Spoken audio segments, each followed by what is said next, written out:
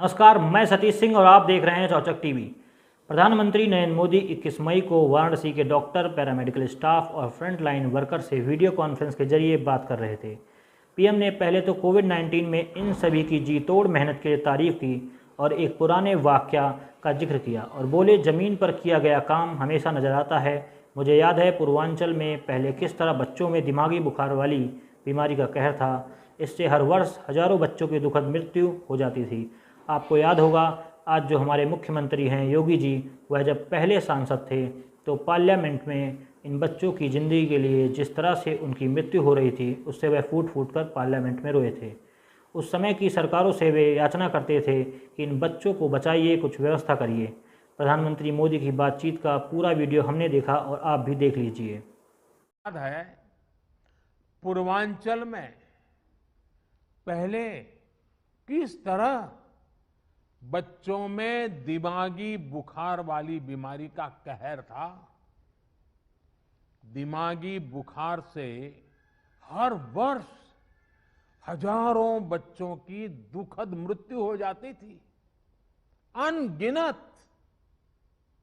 और आपको याद होगा, आज हमारे योगी जी जो मुख्यमंत्री जी हैं, वे जब पहले सांसद थे, पार्लियामेंट में इन बच्चों की जिंदगी को जिस प्रकार से बच्चों की मृत्यु एक के बाद होती रहती थी, वो फूट फूट करके पार्लियामेंट में रोए थे। उस समय की सरकारों से वो याचना करते थे कि इन बच्चों को बचाइए, कुछ व्यवस्था कीजिए, रो पड़ते थे वो। हजारों बच्चे मरते थे और ये सिलसिला सालों साल तक चला था। योगी जी पार्लियामेंट में थे, करते रहे। लेकिन जब योगी जी यूपी के मुख्यमंत्री बने और भारत सरकार और राज्य सरकार ने मिलकर के उन्होंने इस दिमागी बुखार के खिलाफ बहुत बड़ा अभियान शुरू किया, आप सब परिचित हैं। और काफी मात्रा में हम बच्चों की जिंदगी बचाने में आज सफल हुए हैं। अब जब पीएम मोदी ने कहा तो कुछ सोच समझकर ही कहा होगा। यह सोचकर हमने सोचा कि हमें भी देखें कि योगी आदित्यनाथ सांसद रहते हुए संसद में कब रोए। हमारी तलाश जाकर रुकी 12 मार्च 2007 पर, जब गोरखपुर से तत्कालीन सांसद योगी आदित्यनाथ संसद में फूट फूट कर रोए थे।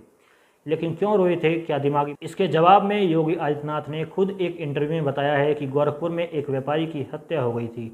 निर्दोष व्यापारी की हत्या के बाद जो अपराधी थे, उनको सत्ता का संरक्षण प्राप्त होना और सत्ता का संरक्षण प्राप्त होने के साथ साथ एक सत्ता द्वारा प्रायोजित उपद्रव किस तरीके से निर्दोष लोगों को जेल में ठूसने का काम करता था, जिसका मैं स्वयं भुक्तभोगी हूँ।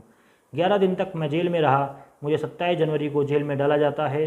संसद को सूचना दी जाती है कि मेरे खिलाफ एफआईआर की जा रही है। 31 जनवरी को मेरे खिलाफ बैक डेट पर फिर से एक एफआईआर दर्ज की जाती है। 10,000 से ज़्यादा निर्दोष नागरिकों को जेल के अंदर डाला गया था। इसके बाद योगी कहते हैं कि उस समय जो भी उपद्रव हुआ, उसके समय तो वो वहाँ मौजूद भी नहीं थे। बात को आगे बढ़ाते हुए उन्होंने कहा था, मैंने यही प्रशासन से कहा, यही संसद से कहा कि मैं देखकर ताज्जुब हूँ कि जब मुझे न्याय नहीं मिल सकता तो देश के उन लोगों पर क्या बीत रही होगी जो इस आशा में हैं कि कोई सांसद या विधायक उनको न्याय दिला पाएगा। दरअसल 2007 में जब उत्तर प्रदेश में सपा की सरकार थी और योगी आदित्यनाथ तब गोरखपुर से सांसद रहा करते थे, तो उन्हें 11 दिन के लिए जेल में भेजा गया था। इसी बात का जिक्र करते हुए योगी आदित्यनाथ संसद में रो पड़े थे। रोते हुए उन्होंने कहा था, मैं तीसरी बार गोरखपुर से लोकसभा का सदस्य बना हूँ। पहली बार मैं 25,000 वोटों से जीता, दूसरी बार 50,000 से और तीसरी बार मैं लगभग 1.5 लाख मतों से चुनकर आया हूँ। लेकिन पिछले कुछ समय से महोदय, मुझे जिस तरह से राजनीतिक विद्वेष, राजनीतिक पूर्वाग्रह का शिकार बनाया जा रहा है, मैं आपसे केवल यह अनुरोध करने आया हूँ कि क्या मैं इस सदन का सदस्य हूँ या नहीं हूँ, और क्या यह सदन मुझे संरक्षण दे पाएगा या नहीं दे पाएगा। अगर यह सदन मुझे संरक्षण नहीं दे सकता है तो मैं आज ही इस सदन को छोड़कर वापस जाना चाहता हूँ। मेरे लिए कोई महत्व नहीं रखता। मैंने अपने जीवन से संन्यास लिया है अपने समाज के लिए। मैंने अपने परिवार को छोड़ा है, मैंने अपने माँ बाप को छोड़ा है, लेकिन आज मुझे अपराधी बनाया जा रहा है केवल राजनीतिक पूर्वाग्रह के तहत। सिर्फ इसलिए क्योंकि मैंने वहाँ भ्रष्टाचार के मामले उजागर किए थे, क्योंकि मैंने भारत नेपाल सीमा पर आईएसआई और राष्ट्र विरोधी गतिविधियों पर आवाज़ उठाई थी। इस दौरान बच्चों की मौत या दिमागी बुखार का जिक्र नहीं था। आप भी एक बार वीडियो देख लीजिए।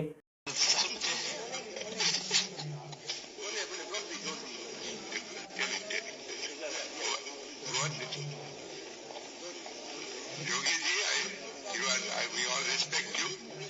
Please, we shall certainly look into that. अध्यक्ष में तीसरी बार गोरखपुर से लोकसभा का सदस्य बना हो। पहली बार में 25,000 वोटों से जीता था, दूसरी बार 50,000 से जीता, तीसरी बार लगभग 1.5 लाख मतों से मैं गोरखपुर से चुन करके आया हूं। लेकिन पिछले कुछ समय में महोदय राजनीतिक विद्वेष के बाद मुझे जिस प्रकार से राजनीतिक पूर्वाग्रह का शिकार बनाया जा रहा है, मैं केवल आपसे अनुरोध करने के लिए आया, क्या मैं इस सदन का सदस्य हूं या नहीं हूं, और क्या सदन मुझे संरक्षण दे पाएगा या नहीं दे पाएगा। मुझे संरक्षण नहीं दे सकता है तो मैं आज भी सदन को छोड़ करके वापस जाना चाहता हूं। छोड़िए, मैंने कोई महत्व नहीं रखता महोदय। मैंने अपने जीवन से संन्यास लिया है अपने समाज के लिए।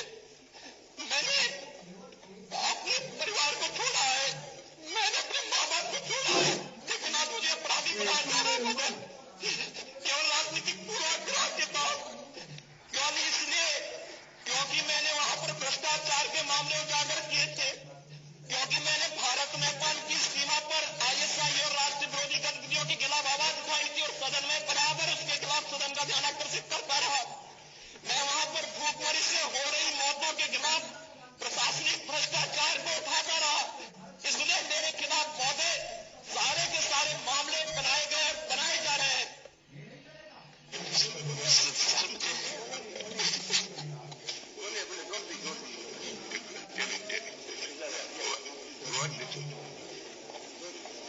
Yogi ji, we all respect you. Please, we shall certainly look into that. अध्यक्ष में तीसरी बार गोरखपुर से लोकसभा का सदस्य बना हो। पहली बार में 25,000 वोटों से जीता था, दूसरी बार 50,000 से जीता, तीसरी बार लगभग 1.5 लाख मतों से मैं गोरखपुर से चुन करके आया हूं। लेकिन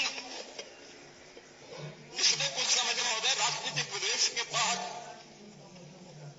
मुझे जिस प्रकार से राजनीतिक पूर्वाग्रह का शिकार बनाया जा रहा है, मैं केवल आपसे अनुरोध करने के लिए आया, क्या मैं इस सदन का सदस्य हूं या नहीं हूं, और क्या सदन मुझे संरक्षण दे पाएगा या नहीं दे पाएगा।